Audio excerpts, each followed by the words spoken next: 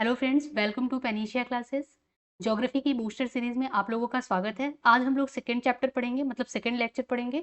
कल हम लोगों ने पहला जो लेक्चर पढ़ा था वो था ब्रह्मांड। ब्रह्मांड के बारे में हम लोगों ने पूरा डिटेल में देख लिया था। आज हम लोग पढ़ेंगे कर्क रेखा, मकर रेखा और भूमध्य रेखा, ये देखेंगे। और अक्षांश और देशांतर भी हम लोग पढ़ेंगे। तो अक्षांश, देशांतर, कर्क रेखा, मकर रेखा और भूमध्य रेखा, ये 5 टॉपिक हम लोग कवर करेंगे। इससे एग्जाम में क्वेश्चन आता है कि कर्क रेखा किन किन देशों से होकर गुजरता है, किन किन महाद्वीप से होकर के गुजरता है। सेम वैसे मकर रेखा से क्वेश्चन पूछता है। भूमध्य रेखा से भी क्वेश्चन पूछता है, किन महाद्वीपों से होकर के जाता है, कितने देशों से होकर गुजरता है। ये पूरा हम लोग डिटेल में देखेंगे।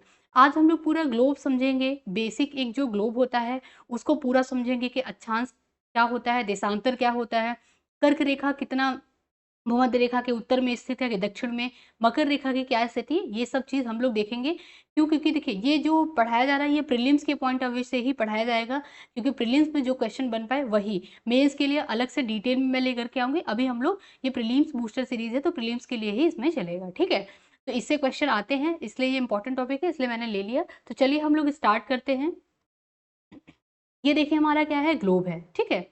अब इस ग्लोब में, ग्लोब को अगर हम इस मतलब मान लीजिए ये क्या है, ग्लोब है, सर्कल है एक, जैसे सर्कल को जो है इसको 2 पार्ट में आप डिवाइड कर दीजिए बीच से, ठीक है। ये जो बीच से आपने डिवाइड किया 0 डिग्री सेल्सियस पे, अगर इसको डिवाइड किया आपने 0 डिग्री पे, तो ये क्या कहा जाएगा, ये इक्वेटर कहा जाएगा।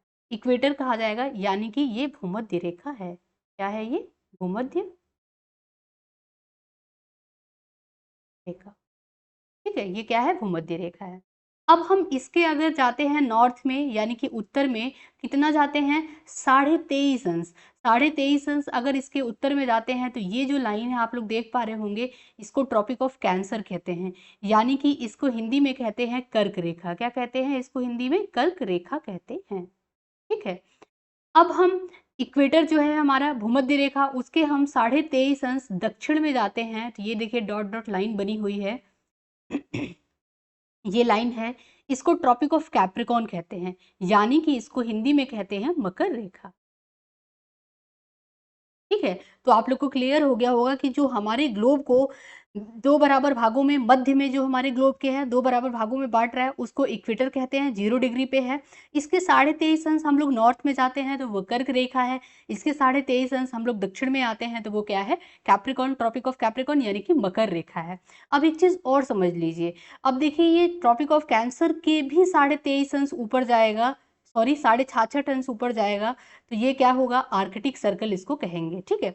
अब यहाँ पे ट्रॉपिक ऑफ कैप्रिकॉर्न, नहीं सॉरी, ये जो है 66.5, ये इक्वेटर से ही लिया जाएगा सारा की कुछ, हम लोग जो करेंगे काउंट वो इक्वेटर से ही करेंगे, यानी कि भूमध्य रेखा से, ठीक है। तो भूमध्य रेखा के 66.5 डिग्री अगर हम नॉर्थ में जाते हैं, ये चीज है, नॉर्थ में जाते हैं हम यहाँ से, तो वो है हमारा आर्कटिक सर्कल। और इक्वेटर से हम दक्षिण में जाएंगे 66.5 डिग्री, उसको कहेंगे एंटार्कटिक सर्कल, ठीक है। तो ये आप लोग को क्लियर हो गया होगा।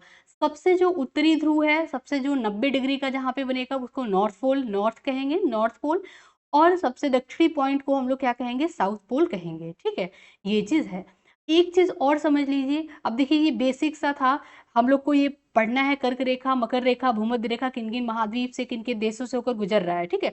सबसे पहले हम लोग को ग्लोब में ये समझना होगा कि ये है कहाँ पे स्थित, और कैसे कैसे इसकी स्थिति जो है, इसकी लोकेशन क्या है, ये हम लोगों ने बेसिक समझ लिया, ठीक है।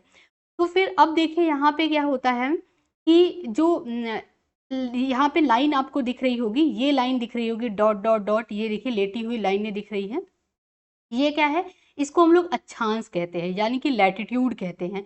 आप लोग, अब देखिए मैं पेन चेंज कर दे रही हूँ, कलर उसका चेंज कर दे रही हूँ, देखिए ब्लैक से ले लेते हैं। अब ये लाइन आप लोग देख पा रहे होंगे, ये जो है लॉन्गिट्यूड लाइन, इसको क्या कहेंगे? देशांतर कहेंगे। ये क्या है? लॉन्गिट्यूडल है, यानी कि ये क्या है? ये देशांतर, ठीक है। और जो लेटी हुई लाइन है, जो लेटीट्यूड है, देखिए ये जो है लाइन, तो क्या कहेंगे? ये अक्षांश, ठीक है। तो आई होप आप लोग को क्लियर हो गया होगा अक्षांश और देशांतर। तो चलिए अब हम लोग डिटेल में देख लेते हैं। ये बेसिक सा था एक, मैंने सोचा ग्लोब से पहले आप लोग को समझा दूं, फिर उसके बाद हम लोग डिटेल में पढ़ेंगे। तो जो सबसे पहला आता है वो आता है अक्षांश। अक्षांश जो है देखिए यहाँ पे दिया हुआ है, पूरा वही चीज़ जो हमने समझाया वही चीज़ दिया हुआ है। ये डॉट डॉट लाइन आप लोग देख पा रहे होंगे, ये क्या है हमारा, ये अक्षांश है, ठीक है।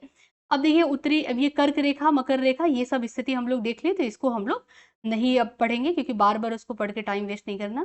फिर अब देखिए जो उस पृथ्वी के उष्मा के क्षेत्र हैं, ये चीज़ पढ़ लीजिए थोड़ा सा। उष्ण क्षेत्र है, तापमान क्षेत्र और शीतोष्ण क्षेत्र, ठीक है। उष्ण क्षेत्र जो है कर्क रेखा और मकर रेखा के बीच में सभी अक्षांशों पे वर्ष में कम से कम एक बार क्या होता है, मध्याह्न का। देखिए एक चीज यहाँ पे समझ लीजिए आप लोग कि ये जो कर्क रेखा और मकर रेखा है, ये देखिए जो कर्क रेखा और मकर रेखा, यहाँ पे जो सूर्य का प्रकाश है ना वो एकदम लंबवत पड़ता है, ठीक है। जो सनरेज है ना यहाँ पे इस एरिया में एकदम लंबवत पड़ता है, इसलिए ये कर्क रेखा और मकर रेखा, ठीक है। तो इक्वेटर से ये नॉर्थ में कर्क रेखा, मगर यहाँ पे सूर्य का प्रकाश प्रॉपर पड़ता है, ठीक है, लंबवत पड़ता है। तो इसलिए यहाँ पे जो है उष्ण क्षेत्र और शीतोष्ण क्षेत्र इसी से हम लोग बांटेंगे। तो कर्क रेखा और मकर रेखा के बीच सभी अक्षांशों पर जो है, देखिए आप लोग ने समझ लिया कर्क रेखा ये है और मकर रेखा, इसके बीच में जो अक्षांश है, अक्षांश मतलब जो लेटी हुई लाइनें हैं, लेटीट्यूड हैं जो, उनके बीच में जो सूर्य का प्रकाश है वो लंबवत पड़ता है, वो पूरा पड़ता है, ठीक है। तो वही चीज यहाँ बताया गया है। अब यहाँ पे क्या होता है, कम से कम एक बार मध्याह्न का सूर्य बिल्कुल सिर के ऊपर होता है, यानी कि एकदम लंबवत होता है। यह अधिकतम ऊष्मा प्राप्त कर, मतलब ये जो एरिया है यहाँ पे अधिकतम ऊष्मा एनर्जी प्राप्त होता है, ठीक है।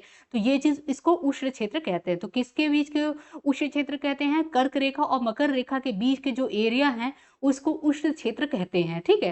तो यहीं पे जो जलवायु पाया जाएगा वो उष्ण कटिबंधीय जलवायु पाया जाएगा, अभी आप लोग पढ़ेंगे। और उसके नीचे मकर रेखा के नीचे और कर्क रेखा के ऊपर जो जलवायु होगा उपोष्ण कटिबंधीय होगा, ठीक है। टेम्परेट और ट्रॉपिकल, अभी आप लोग जब जलवायु पढ़ेंगे तो उसमें पढ़ेंगे। तो सारा कुछ मतलब इंटरलिंक है, आप लोग अच्छे से पहले ये ग्लोब समझ लेंगे तो समझ में आ जाएगा, ठीक है। तो ये चीज है यहाँ पे उष्ण। तापमान क्षेत्र, दोपहर का सूर्य कर्क रेखा और मकर रेखा से परे किसी भी अक्षांश पर कभी भी सिर के ऊपर नहीं चमकता है। सूर्य की किरणों का कोण जो है वो ध्रुवों की ओर कम होता है तथा तापमान जो है मध्यम में अधिक होता है। अब देखिए यहाँ पे बता रहा है ध्रुव कहाँ पे है, देखिए उत्तरी ध्रुव है और दक्षिणी ध्रुव है। यहाँ पे जो सनरेज होगा वो बहुत कम, सूर्य का जो प्रकाश है वो बहुत कम पहुंचेगा, ठीक है। सूर्य का प्रकाश जो है सबसे ज्यादा पहुंचेगा कर्क रेखा और मकर रेखा के बीच में, ठीक है। तो यहाँ पे यही चीज बताया गया है कि जो तापमान कैसे निर्भर करता है, सूर्य के प्रकाश, जहाँ पे सूर्य का प्रकाश पहुंचेगा, ठीक है, लंबवत पहुंच रहा है यहाँ पे, तो यहाँ पे तापमान ज्यादा होगा। नॉर्थ पोल पे देखिए बर्फ जमा रहता है पूरा, वहां तापमान कम होगा। और साउथ पोल पे भी बर्फ जमा रहता है, वहां भी तापमान कम होगा क्योंकि सूर्य का प्रकाश पहुंच नहीं पाता है, ठीक है। अब आता है शीतोष्ण क्षेत्र। शीतोष्ण क्षेत्र क्या है, उत्तरी गोलार्ध में आर्कटिक वृत्त और उत्तरी, देखिए यहाँ पे उत्तरी गोलार्ध में जो आर्कटिक वृत्त है और उत्तरी ध्रुव तथा दक्षिणी गोलार्ध में जो अंटार्कटिक वृत्त है, उसमें क्या है, दक्षिणी ध्रुव के बीच स्थित जो क्षेत्र है वो बहुत ठंडे होते हैं, उसको शीतोष्ण क्षेत्र कहा जाता है। जैसा कि आप ग्लोब में देख पा रहे होंगे, देखिए मैं दिखा देती हूँ। ये जो एरिया है, ये देखिए यहाँ पे जो डॉट डॉट, रुकिए पेन का कलर चेंज कर देती हूँ तो आप लोग को अच्छे से समझ आ जाएगा। देखिए यहाँ पे जो ये एरिया है, ये देख पा रहे होंगे आप लोग, यहाँ पे ये आर्कटिक सर्कल, ये चीज एरिया जो है, ये वाला एरिया, और यहाँ पे एंटार्कटिक, ये वाला एरिया, ठीक है। इसको क्या कहेंगे, इस एरिया को उपोष्ण कहेंगे, ठीक है। यहाँ पे शीतोष्ण, सॉरी, तो शीतोष्ण क्षेत्र इसको कहेंगे।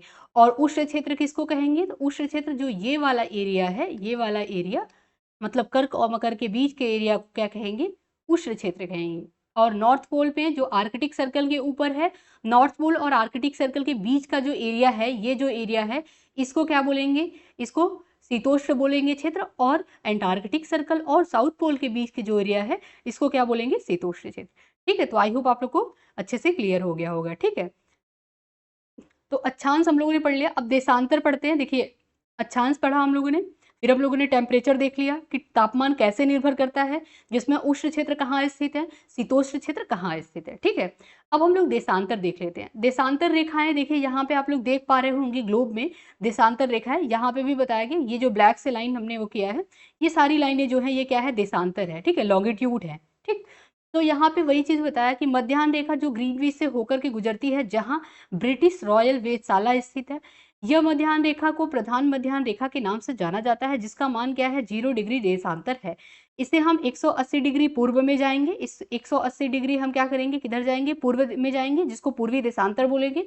और इसके 180 डिग्री हम कहाँ जाएंगे, पश्चिम में जाएंगे जिसको पश्चिमी देशांतर बोलेंगे। ठीक है, तो वही चीज यहाँ पे बताया गया है। अब यहाँ पे दो भागों में विभाजित करता है, पूर्वी गोलार्ध और पश्चिमी गोलार्ध। 180 डिग्री हम पूर्व में गए, पूर्वी देशांतर, 180 डिग्री हम क्या गए, पश्चिम में गए, तो पश्चिमी देशांतर है। ठीक है, ये चीज है। कुछ महत्वपूर्ण देशांतर हैं, उसके बारे में हम लोग देख लेते हैं, ये फैक्ट है थोड़ा सा। 1884 में वाशिंगटन में हुए समझौते के अनुसार 180 डिग्री को इंटरनेशनल डेट लाइन माना गया।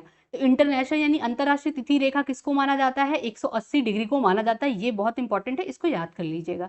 यह रेखा प्रशांत महासागर में उत्तर से दक्षिण तक फैली हुई है। तो ये कहाँ फैली हुई है, प्रशांत महासागर में फैली हुई है, उत्तर से दक्षिण तक फैली हुई है। ग्रीनविच मीन टाइम इंग्लैंड के निकट शून्य देशांतर पर स्थित ग्रीनविच वेधशाला से गुजरने वाली काल्पनिक रेखा को प्राइम मेरिडियन माना जाता है। ठीक है, ये लंदन में है शहर एक ग्रीनविच, वहां से लिया गया, इसलिए इसका नाम ग्रीनविच मीन टाइम बना गया। ठीक है, इंग्लैंड के निकट है शून्य देशांतर पर। ठीक, और यहाँ पे एक ग्रीनविच वेधशाला है स्थित, जहां से काल्पनिक रेखा गुजर रही है, जिसको प्राइम मेरिडियन माना गया है। ग्रीनविच यामोत्तर 0 डिग्री देशांतर पर है। यह ग्रीनलैंड व नॉर्वेजियन सागर, ब्रिटेन, फ्रांस, स्पेन, अल्जीरिया, माले, बुर्किना फासो, घाना, दक्षिण अटलांटिक समुद्र से गुजरता है। ठीक है, जो ग्रीनविच मीन टाइम है, इंग्लैंड के निकट शून्य देशांतर पर स्थित ग्रीनविच वेधशाला से गुजरने वाली काल्पनिक रेखा को, बार बार ये रिपीट हो गया, यहाँ पे दिया हुआ है। ठीक है, ये चीज रिपीट हो गया, सॉरी। ठीक, तो आप लोग को समझ आया होगा। अब देखिए देशांतर और समय का क्या रिलेशन है वो देख लेते हैं। समय मापने का सबसे अच्छा साधन पृथ्वी, चंद्रमा, ग्रहों की गति है। ठीक है, पहले जब घड़ी नहीं हुआ करता था तो लोग पृथ्वी, चंद्रमा और ग्रहों की गति से ही क्या करते थे, समय नापा करते थे कि इतने बजे है, वो सब करते थे। ठीक है, सूर्य प्रतिदिन नियमित रूप से उगता है और अस्त होता है। जब ग्रीनविच के प्रधान मध्याह्न रेखा पे सूर्य आकाश के उच्चतम बिंदु पर होता है, तो मध्याह्न रेखा के सभी स्थानों पे मध्याह्न या दोपहर होता है। ठीक है, चूंकि पृथ्वी पश्चिम से पूर्व की ओर घूमती है, इसलिए ग्रीनविच के पूर्व में जो स्थान है वो ग्रीनविच के समय, मतलब ग्रीनविच समय से आगे होंगे। यानी कि जो ग्रीनविच मान लीजिए इधर है, ठीक है, इसके जो पूर्व में स्थान जो है वो ग्रीनविच से आगे होंगे, और जो पश्चिम में स्थान है वो ग्रीनविच से पीछे होंगे। ये चीज है, क्योंकि पृथ्वी जो है हमारी वो कैसे घूर्णन करती है, वो पश्चिम से पूर्व घूर्णन करती है। इसकी गणना हम कर सकते हैं, मतलब करते कैसे हैं, 24 घंटे में 300, मतलब ये है, ये थोड़ा मैथमेटिकल आ जाता है, इसको आप इतना मतलब स्किप भी कर सकते हैं। ठीक है, अगर करना होगा तो इसको कैलकुलेट करके कर सकते हैं, अदरवाइज इसको स्किप कर दीजिए। फिर हमारे पास जो मानक समय है वो कैसे है, वो भी हम लोग देख लेते हैं। तो जो स्थान अलग अलग, जिस स्थान पे अलग अलग यामोत्तर पे है बहुत स्थान, उसका स्थानीय मान समय जो है वो अलग अलग है, होना स्वाभाविक सी बात है। उदाहरण के लिए भारत में गुजरात के जो द्वारका और असम के जो डिब्रूगढ़ के स्थानीय समय का बीच का जो अंतर है वो 1 घंटे 45 मिनट है। ठीक है, जैसे कि मैप में अगर आप देखेंगे तो देखिए असम जो है वो क्या है, पूर्व में स्थित है, और गुजरात का जो द्वारका है वो क्या है, पश्चिम में स्थित है। इन दोनों के बीच का जो समय का अंतराल होगा वो 1 घंटे 45 मिनट का अंतर होगा। ठीक है, तो भारत में जो है 82.5 अंश ईस्ट देशांतर को मानक मध्याह्न रेखा माना गया। ये चीज याद कर लीजिएगा कि 82.5 अंश ईस्ट को मानक मध्याह्न रेखा माना गया। इस मध्याह्न रेखा के स्थानीय समय को पूरे देश के लिए मानक समय माना गया। ठीक है, स्टैंडर्ड टाइम लाइन माना गया। इसे भारतीय मानक समय यानी कि इंडियन स्टैंडर्ड टाइम लाइन के रूप में जाना जाता है। अब ये कहाँ से लिया गया, तो जो इलाहाबाद है, प्रयागराज, उसके नैनी इलाहाबाद के नैनी में, यानी कि प्रयागराज के नैनी में भारत का मानक समय रेखा लिया गया यहीं से। तो भारत का मानक समय रेखा कहाँ से लिया गया, प्रयागराज के नैनी से लिया गया। भारतीय मानक समय रेखा के लिए 82.5 अंश पूर्वी देशांतर को आधार माना गया। बहुत इंपॉर्टेंट है, एग्जाम में पूछा है भारतीय मानक समय रेखा को क्या आधार माना गया, तो 82.5 अंश पूर्वी देशांतर, ये चीज याद कर लीजिएगा, पूर्वी देशांतर को माना गया था, जो कि कहाँ से गुजरता है, प्रयागराज के नैनी से होकर के गुजरता है। ठीक है, Indian standard time line Greenwich मध्याह्न, जो ग्रीनविच मेडिटेरियन टाइम लाइन है, उससे 5.5 घंटे का अंतर है। मतलब कि जो इंडियन स्टैंडर्ड टाइम लाइन है और जो ग्रीनविच माध्य समय है, उसके बीच का अंतर कितना है, 5.5 घंटे का अंतर है। ठीक है, ये चीज है, यानी कि हम ये कह सकते हैं जो ग्रीनविच है वो से हमारा जो इंडियन स्टैंडर्ड टाइम लाइन है वो 5.5 घंटा आगे है। ठीक है, तो इसको भी आप लोग ध्यान रखिएगा। ठीक, ये चीज दिया है। तो आई होप आप लोगों को ये समझ आ गया होगा, अक्षांश और देशांतर अच्छे से समझ आ गया होगा। अब हम लोग कहते हैं, यहाँ पे पढ़ते हैं कर्क रेखा, मकर रेखा और भूमध्य रेखा। बहुत इंपॉर्टेंट है कर्क रेखा, मकर रेखा और भूमध्य रेखा, किन किन महाद्वीप से होकर गुजर रहा है, किन किन कंट्रीज से होकर गुजर रहा है, ये समझना हम लोग के लिए बहुत जरूरी है। ठीक है, तो यहाँ पे जैसा कि देखिए कर्क रेखा है, भूमध्य रेखा, मकर रेखा, ये हम लोगों ने समझ लिया है। अब यहाँ पे देखते हैं भूमध्य रेखा की स्थिति। सबसे पहले समझ लीजिए भूमध्य रेखा कहाँ पे है, ये इक्वेटर जो है ये क्या है, ये भूमध्य रेखा है, 0 डिग्री पे है, ठीक है। अब ये कहाँ-कहाँ से होकर गुजरता है, ये बहुत इंपॉर्टेंट हो जाता है। तो देखिए, ये मैप आप लोग देख पा रहे होंगे, इसमें जो है साउथ अमेरिका के बाद जाता है यहाँ पे अफ्रीका, ठीक है। अफ्रीका के बाद जो है ये महाद्वीप हिंद महासागर है, हिंद महासागर के बाद ये ऑस्ट्रेलिया के ऊपर से निकल जाता है, ठीक है। ये चीज़ है। अब देखिए कहाँ-कहाँ से गुजरता है, साओ टोमे और प्रिंसिप से जाता है, कांगो गणराज्य, Uganda, Somalia, Indonesia, Ecuador, Brazil, Gabon, democratic Republic of Congo और केन्या, मालदीव, किरिबिती, कोलंबिया, यहाँ से एक होकर के गुजरता है। देखिए ये याद नहीं होता है, इसको आप ट्रिक बनाइए, ट्रिक से याद कीजिए तभी याद होगा, ठीक है। इसके लिए आपको ट्रिक बनाना ही पड़ेगा क्योंकि ये ऐसे याद नहीं होता, भूल जाता है।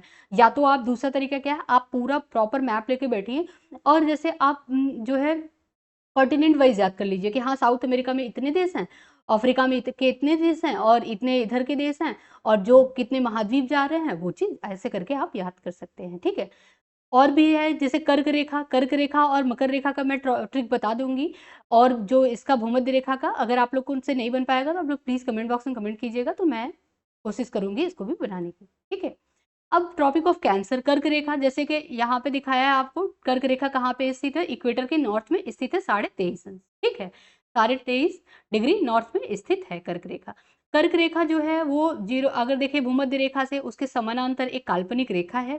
कर्क रेखा 23.5 डिग्री अक्षांश रेखा भी इसको कहा जाता है। इसका जो समानांतर एक जो रेखा, एक और रेखा दक्षिणी, ये सब छोड़ दीजिए, मकर रेखा बोल रहा है वही, मतलब भूमध्य जो विषुवत रेखा उसके दक्षिण में क्या है, मकर रेखा है, उसके उत्तर में क्या है, कर्क रेखा है, ठीक है। ये सब हम लोगों ने डिटेल में देख लिया। हम लोग कंट्रीज देख लेते हैं। तो सबसे पहली बात क्या है, जो कर्क रेखा है ना वो हमारे भारत को भी 2 बराबर भागों में बांटती है। तो हम सबसे पहले देख लेते हैं कि जो कर्क रेखा हमारे भारत के किन किन राज्यों से होकर गुजरती है। नेक्स्ट हम लोग देखेंगे कि जो कर्क रेखा है वो पूरे कितने देशों से होकर के गुजरती है, ठीक है। तो ये दोनों इंपॉर्टेंट हो जाता है, एग्जाम में आता है इससे सवाल। तो देखिए यहाँ पे आप लोग देख पा रहे होंगे, ये इंडिया का मैप है। इंडिया के 8 राज्यों से होकर के कर्क रेखा गुजरता है, ठीक है। जैसे देखिए यहाँ पे कर्क रेखा किन राज्यों से गुजरती है, तो यहाँ पे 8 राज्यों से होकर गुजरती है, जो कि हैं गुजरात, राजस्थान, मध्य प्रदेश, छत्तीसगढ़, झारखंड, पश्चिम बंगाल, त्रिपुरा और मिजोरम। इसको आप ट्रिक से याद कर सकते हैं। कैसे ट्रिक, ये मैंने बहुत बार बताया हुआ है, मित्र पर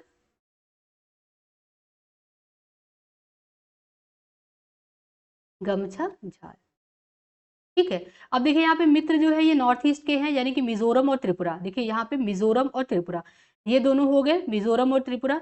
प से क्या हो गया, पश्चिम बंगाल हो गया, ठीक है। र से राजस्थान हो गया, ग से गुजरात हो गया, म से मध्य प्रदेश हो गया, छ से क्या हो गया, छत्तीसगढ़ हो गया, ठीक है। झ से क्या हो गया, झारखंड। ये पूरा झार से झारखंड हो गया।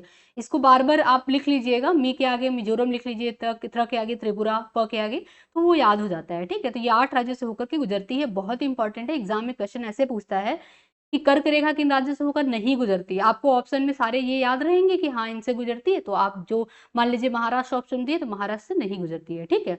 सबसे ज्यादा कर्क रेखा कहाँ पे है, तो देखिए मध्य प्रदेश में सबसे ज्यादा एरिया कवर करती है, ठीक है। मध्य प्रदेश को सबसे ज्यादा है, ठीक। तो ये चीज याद कर लीजिएगा। सबसे कम कहाँ पे है, तो ये राजस्थान में है सबसे कम। अब एक चीज और भी इंपॉर्टेंट हो जाता है, पूछ लेता है कि कर्क रेखा के नजदीकी शहर, इसका भी ट्रिक याद कर लीजिए, गरबा। कर्क रेखा की जो नजदीकी शहर है इसका ट्रिक है गरबा, जैसे GURBA। जी फॉर क्या हो जाएगा, गांधीनगर, यू से उज्जैन हो जाएगा, आर से रांची हो जाएगा, ठीक है। रांची झारखंड की राजधानी है। बी से क्या हो जाएगा, भोपाल हो जाएगा। ए से अगरतला हो जाएगा, ठीक है।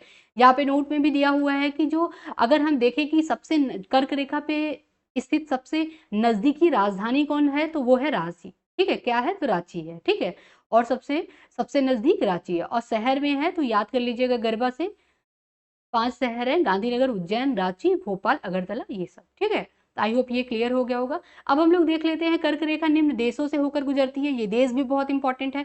देखिए यहाँ पे ग्लोब में दिखाया गया है मैप में, तो ये कर्क रेखा है। देखिए मैक्सिको से जा रहा है, बहमास से, ठीक है, Western Sahara, Mauritania, Mali, Niger, Algeria, Libya, Egypt, Saudi Arab, UAE, Oman, और यहाँ पे चाइना, बांग्लादेश, इंडिया, ठीक है, म्यांमार, ठीक, फिलीपींस सी, यहाँ से होकर के ये जा रहा है, ठीक है। तो ये चीज है। अब इसको देखिए यहाँ पे दिया हुआ है, इसको ट्रिक भी से भी याद कर सकते हैं कि यूएई की नाली में गिरने से मिस ओबामा बच गई, ठीक है। भ यहाँ पे रहेगा, ब की जगह, तो बच गई। इसका मतलब यूएई से यूएई हो जाएगा, जो जो कटा है इसका कोई मतलब नहीं है। न से नाइजीरिया, ली से लीबिया हो जाएगा, और यहाँ पे मिस ओबामा, मिस से क्या हो जाएगा, मिस्र हो जाएगा, ठीक है।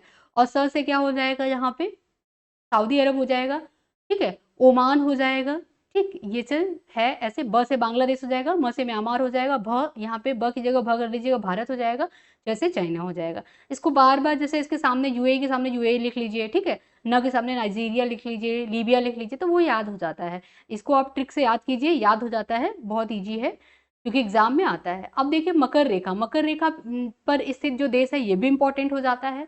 इसका जो है ट्रिक है वो है मैम वीएस की वीएन मापती हैं, तो ये ऐसे ट्रिक है मतलब अदरवाइज मत लीजिएगा, बस याद करने के लिए है।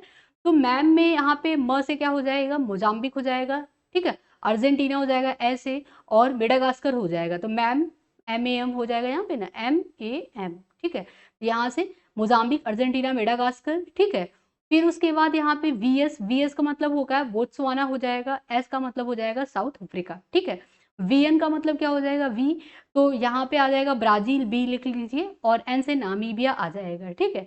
पराग्वे बचा, चिली और ऑस्ट्रेलिया, इसको याद कीजिए, इसको मैप में देख के याद कीजिए, जल्दी याद हो जाता है। अब कॉन्टिनेंट वाइज भी याद कर सकते हैं, ठीक है। तो ये कॉन्टिनेंट जो है साउथ अमेरिका का ले लीजिए, फिर अफ्रीका का ले लीजिए, और उसके बाद ऑस्ट्रेलिया का ले लीजिए, ठीक है। तो यहाँ पे देखिए जब अगर कॉन्टिनेंट वाइज काउंट करके याद कीजिए तो याद हो जाता है। साउथ अमेरिका में ब्राजील, पराग्वे, अर्जेंटीना 3 है, साउथ अमेरिका के 3 हैं, ठीक है।